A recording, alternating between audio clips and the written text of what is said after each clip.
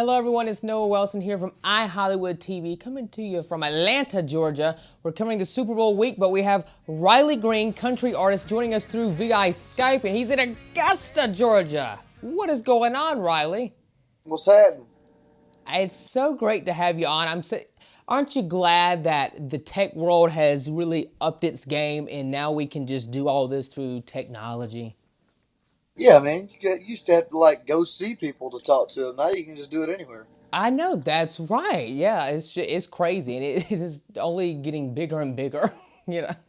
So, all right. So let's first off, before we talk about your big hit single, "There Was This Girl," let's kind of flash back a minute.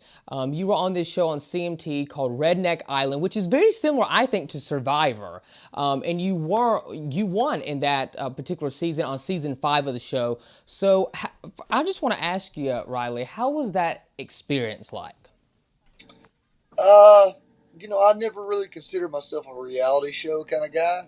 Hmm. But I remember when we got approached about being on the show, it was kind of one of those things where I figured if I didn't do anything stupid, and they mentioned that I played guitar on there, that it might help, down the road. And Uh, we did it. And one thing I did enjoy about it was cool to see how much production goes into something like that.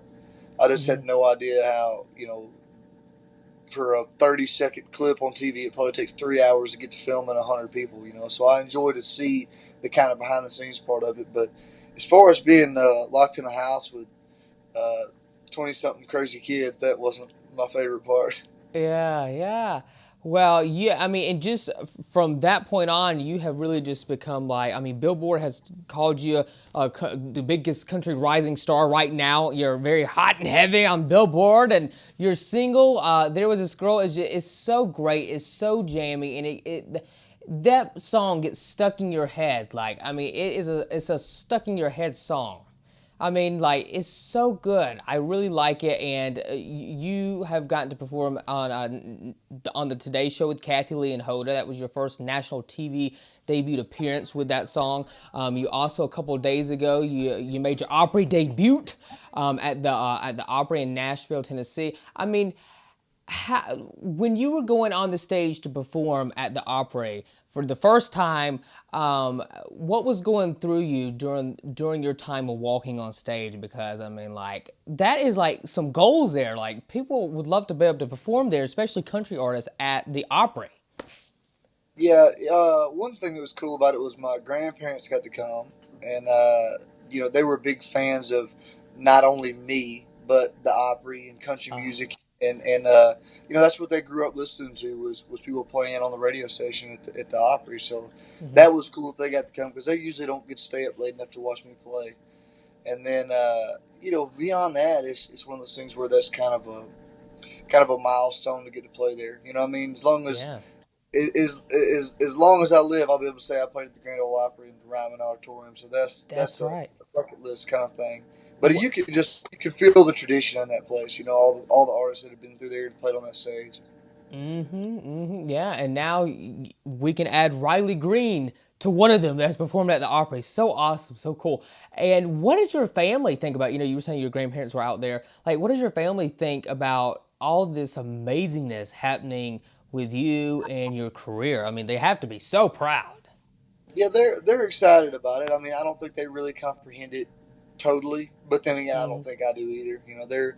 They're still proud of me that I was in the Christmas parade in my hometown. So having a song on the radio and all that's just icing on the cake for them. Yeah. I mean, well, speaking of your single, There Was This Girl, I mean, the music video, we really dig it. We like it. And it's reached over millions of plays on YouTube.